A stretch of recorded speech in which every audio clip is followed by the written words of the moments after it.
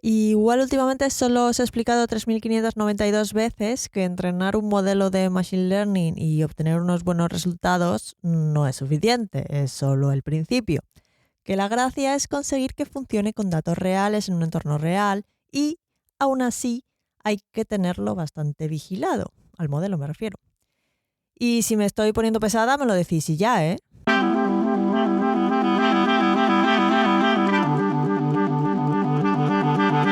Un podcast ninja sobre Big Data, episodio 96. Modelos de Machine Learning que caducan.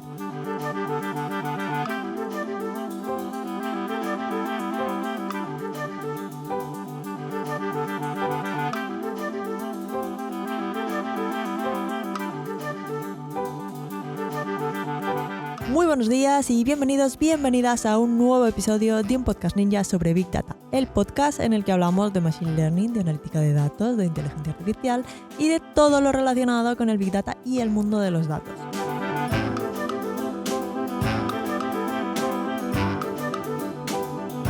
En este podcast hablamos de inteligencia artificial y de Big Data de manera normal, lo más normal posible, alejándonos de las ideas distópicas, nos alejamos también del hype y tratamos todos estos temas con los pies en la tierra y con sentido del humor.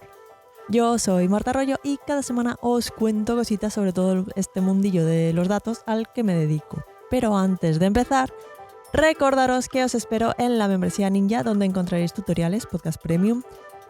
También tenemos una parte de comunidad con un grupo de Telegram privado y sesiones en directo en las que aprendemos un montón.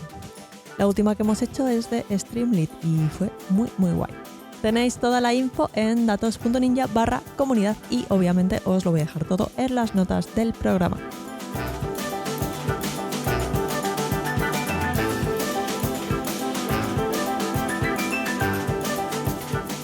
Hoy vamos a hablar de modelos de Machine Learning que caducan, como ese yogur que lleva en el fondo de tu nevera desde agosto y que ya va siendo hora de dejar ir y tirarlo a la basura.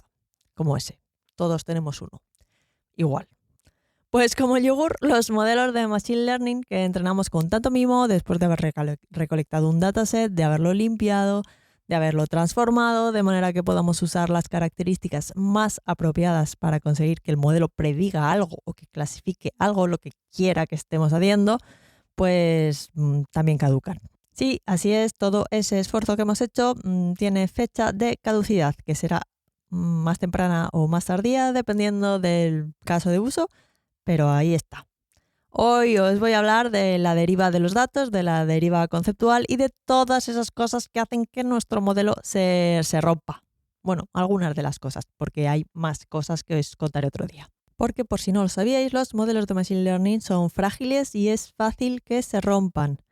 Más fácil de lo que nos gustaría y, por supuesto, muchísimo más fácil que entrenarlos. De hecho, son tan frágiles como fuertes son las asunciones del aprendizaje supervisado, que si recordáis, el aprendizaje supervisado es ese método donde entrenamos un modelo a partir de ejemplos, le damos los datos de entrada y la respuesta correcta correspondiente a esa entrada, y así aprende pues las relaciones que hay entre las entradas y las salidas y puede hacer predicciones por su cuenta ante nuevas entradas que no haya visto antes. Eso durante su fase de entrenamiento.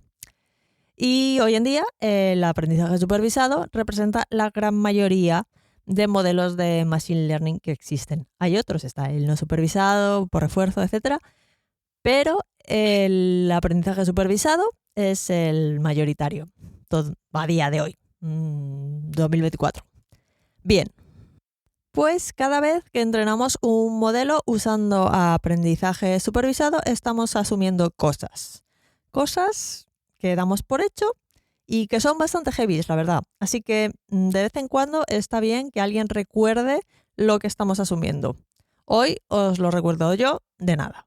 ¿Y por qué viene bien que recordemos esto? Pues porque si tenemos bien presentes las cosas que estamos asumiendo cuando entrenamos un modelo de Machine Learning con aprendizaje supervisado, pues tendremos presentes también las cosas que pueden ir fallando, porque si no nos va a pillar todo de sorpresa. Y eso no nos va a beneficiar nada.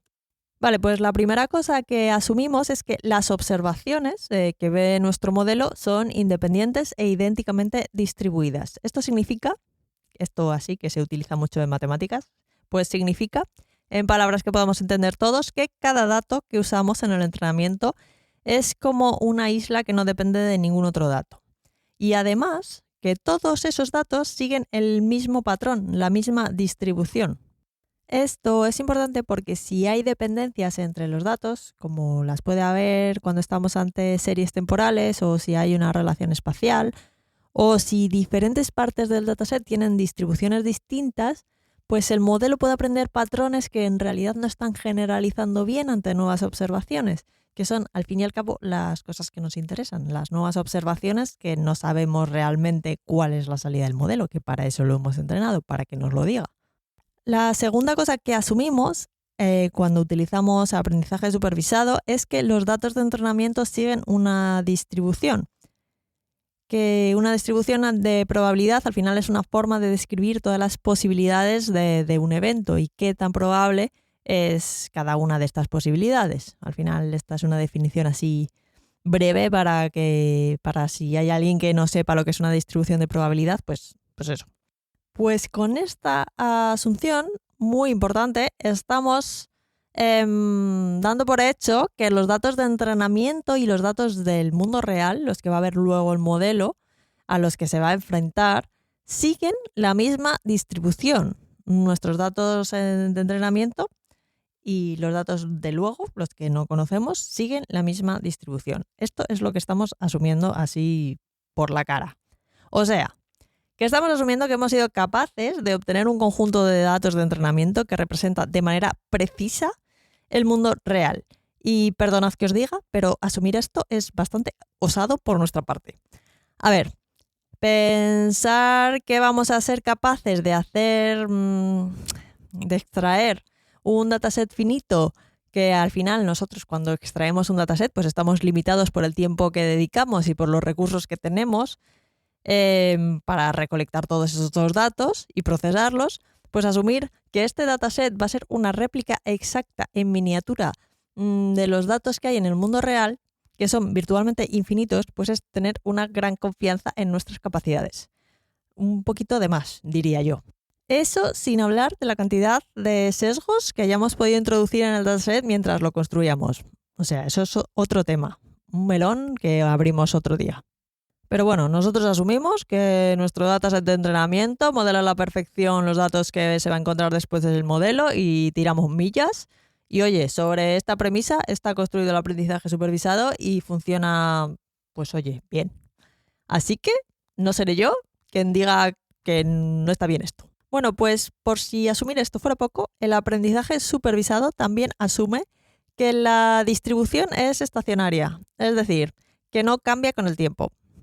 A ver, el modelo de Machine Learning funciona mientras las características y relaciones aprendidas durante el entrenamiento se mantengan constantes en el tiempo. Cosa que ya os digo yo que no pasa porque en el mundo real las cosas cambian todo el rato. Como ya decía Heráclito en el siglo VI a.C., la única constante es el cambio. Y esta última asunción es la que hace que nuestros modelos de Machine Learning caduquen con el tiempo, como habréis podido imaginar. Porque, como os decía, las cosas cambian. Por ejemplo, imaginad que hemos desarrollado un modelo de Machine Learning para detectar correos electrónicos no deseados. Y lo hemos entrenado con todo el cuidado, usando datos históricos que incluyen características como palabras clave sospechosas que utilizan los spammers, patrones de frecuencia de envíos, características técnicas como las direcciones IP desde las que se envían o los dominios de envío. Bueno, hemos usado un montón de cosas, lo hemos entrenado con todo el cuidado, lo hemos optimizado y al principio el modelo funciona estupendamente. Detecta el 98% del spam y los correos buenos los recibimos en nuestra bandeja sin ningún problema. La vida nos sonríe. Pero los spammers pues no se quedan de brazos cruzados y también aprenden. Su objetivo es engañar al modelo para que sus correos no sean detectados como spam. Y aquí es donde empieza el problema. Con el tiempo los spammers empiezan a adaptar su comportamiento para que el modelo pues no pueda detectarlo. Van cambiando cosas, ven las que funcionan, las que no. Son gente chunga, pero inteligente. Van cambiando palabras clave dentro del correo, lo típico de poner asteriscos en las palabras prohibidas o malsonantes, que se ve mucho por ahí porque todo el mundo sabe que los modelos de lenguaje hoy en día son incapaces de detectar eso. En plan, tú le pones a una palabra chunga unos asteriscos de por medio y el modelo de lenguaje no sabe qué palabra es. Eso no funciona así. Nótese el sarcasmo de esta última frase. Bueno, luego también cambian los patrones de envío y si antes se enviaban cientos de correos idénticos desde una sola IP, pues ahora utilizan varias. Bueno, que van cambiando cosas hasta que van consiguiendo que los correos así de spam lleguen a nuestra bandeja y nos timen. Así que nuestro modelo, que aprendió de una base de emails concreta, pues sigue buscando patrones antiguos que ya no utilizan ningún spammer.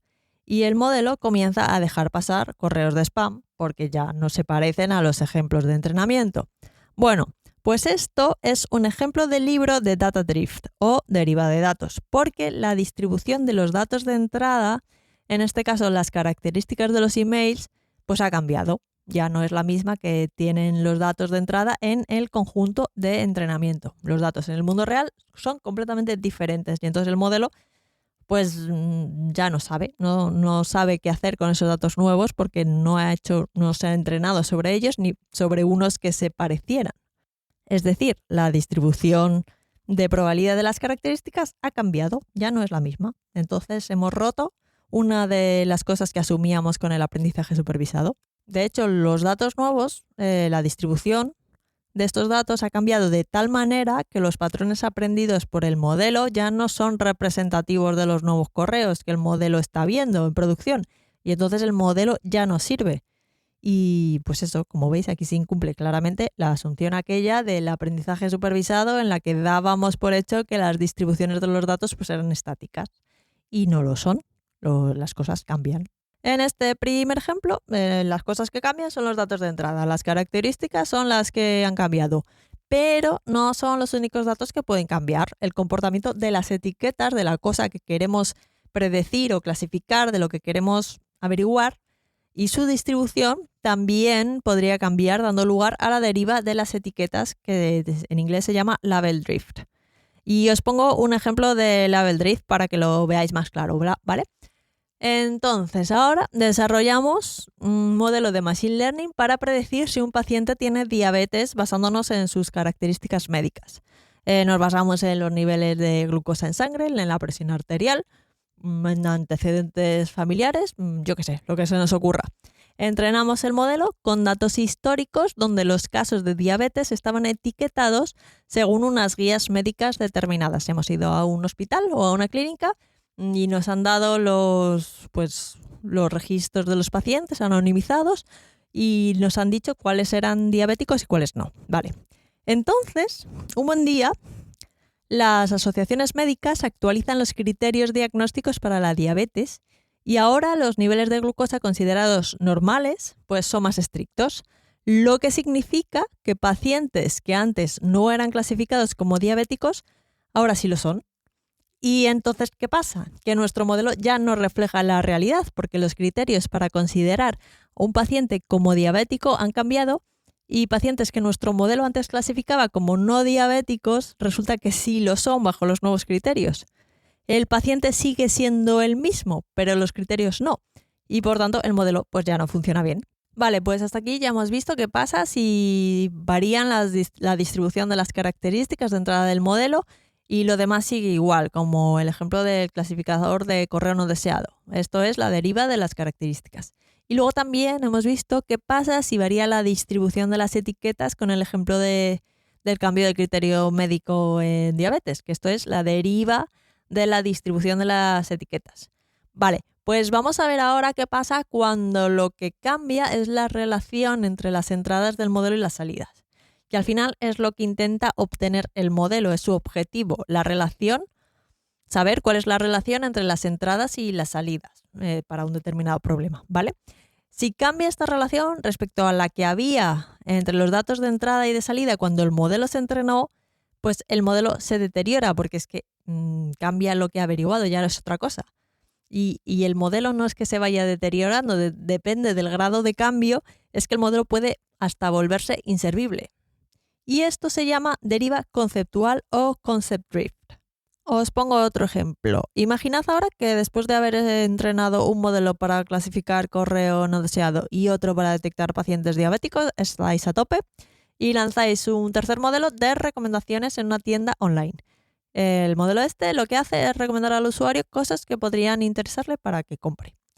El modelo lo habéis entrenado con los datos históricos de clics y compras de los usuarios y después de mucho esfuerzo, el modelo está funcionando de maravilla. Al principio es un éxito, la tasa de conversión sube, ganáis más dinero porque le recomendáis a los usuarios cosas que les interesan y entonces compran más y todo el equipo está encantado. Sois unos héroes. Pero con el tiempo empezáis a notar que las métricas ya no son tan buenas y llega un momento en el que la tasa de conversión está incluso por debajo de lo que había antes de implementarlo. ¿Y qué ha pasado aquí? Pues ha pasado que las preferencias de los usuarios cambian con el tiempo y el catálogo de productos también evoluciona. En la tienda pues entran productos nuevos, otros desaparecen y algunos simplemente pues dejan de ser populares. El modelo, sin embargo, sigue aferrado, agarrado ahí a los patrones de clics y compras que aprendió hace meses con los datos de entrenamiento y continúa recomendando productos que ahora igual están pasados de moda o igual ya no están disponibles, los productos nuevos como si no existieran y bueno, pues los usuarios al ver recomendaciones que les dan igual del todo, pues pierden la confianza en el sistema y pues lo ignoran, literalmente. En este caso concreto tenemos una combinación de deriva de características porque hay productos del catálogo que cambian, hay productos nuevos, hay otros que desaparecen y por otro lado tenemos un cambio en la relación entre las características de entrada y las compras. Un producto que antes era popular ahora no lo es, aunque los clics sigan siendo los mismos, pues aunque sean los mismos clics, aunque la gente lo mire, pues ya no es un producto popular y las compras pues ya no suceden. Las preferencias de los usuarios han cambiado, ahora quieren comprar otras cosas. Esto es el concept drift o deriva de concepto. En otras palabras, aunque los datos de entrada, las características puedan seguir pareciendo similares, su significado o cómo se relacionan con el resultado que estamos intentando predecir ha cambiado.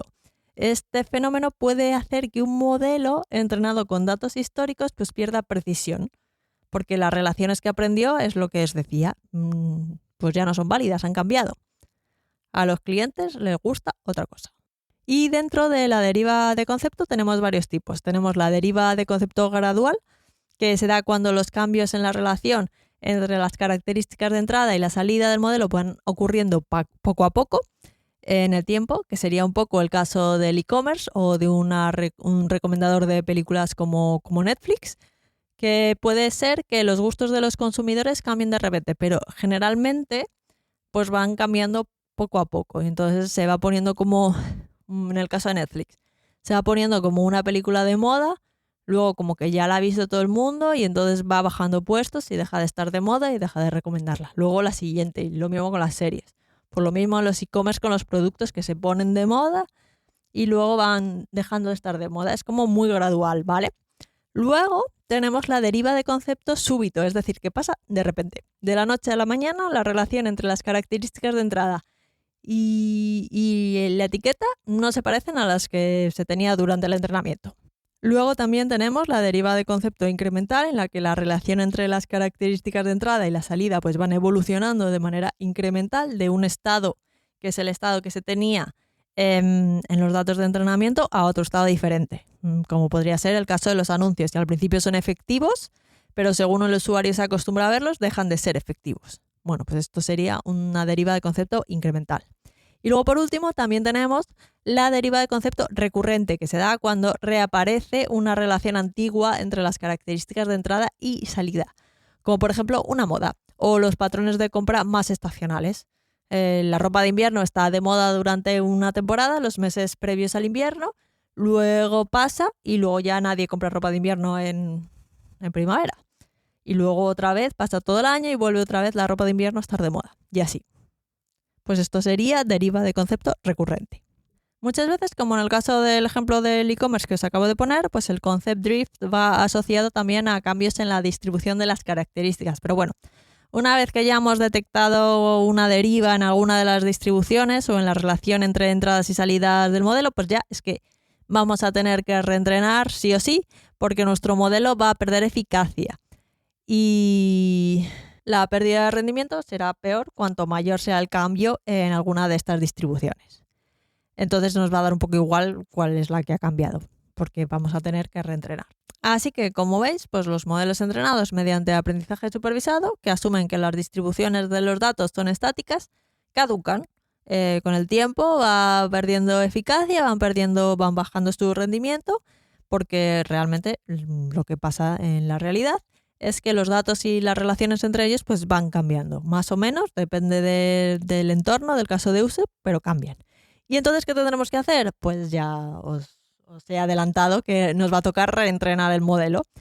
Y primero, antes de eso, tenemos que monitorizar las distribuciones de los datos y el rendimiento de los modelos para ver cuándo se está produciendo estas derivas en los datos, en las relaciones, esta deriva de concepto, y luego pues ya cuando veamos que esto se nos está yendo de las manos, pues reentrenamos con datos nuevos. Es que no queda otra. Porque un modelo obsoleto, un modelo caducado, es que no nos sirve para nada. No va a cumplir su objetivo y va a funcionar mal. Es verdad que algunos tendrán que ser reentrenados más frecuentemente que otros, dependiendo del entorno en el que estén desplegados. Y también es verdad que no hace falta esperar a que se produzca esta variación en la distribución, a que realmente se vaya a pique el rendimiento del modelo para empezar a gestionarla. Hay que ir con un paso por delante y reentrenar los modelos pues con un poco de antelación, y así nos evitamos que los usuarios perciban que nuestro modelo ya sabe un poco ha revenido, ¿vale? En cierta manera, las características que elegimos para nuestro modelo también van a determinar cómo de sensible va a ser a la deriva de los datos. Y una cosa que tenemos que tener en cuenta es que al final hay que llegar a un compromiso entre elegir características con gran poder predictivo pero poco estables, o sea que son muy susceptibles a que vayan a cambiar muy rápido con el tiempo, o características con un poco menos de poder predictivo pero que sean más estables. También depende un poco de las capacidades de estar reentrenando continuamente que tengamos, ¿vale? Todas estas cositas hay que tenerlas en cuenta cuando vayamos decidiendo cómo entrenar nuestro modelo, qué datos utilizar, todo esto os lo anotáis y lo ponéis en un post-it para tenerlo en cuenta. Así que nada, va a tocar monitorizar, va a tocar reentrenar. Ya os dije que esto del Machine Learning no terminaba nunca, así que mucho ánimo. Por mi parte, esto es lo que tenía preparado hoy para contaros sobre el Data Drift y el Concept Drift. Si queréis profundizar, os voy a dejar un enlace en las notas del programa al capítulo correspondiente del libro de Chip Huyen, que lo cuenta de maravilla, mucho mejor que yo. De todas maneras, espero que os haya gustado el episodio y hayáis aprendido algo de valor. Como siempre, no olvidéis dejar un me gusta en iVoox, una valoración de 5 estrellas y algún comentario en Spotify y en Apple Podcast o donde quiera que estéis escuchando esto.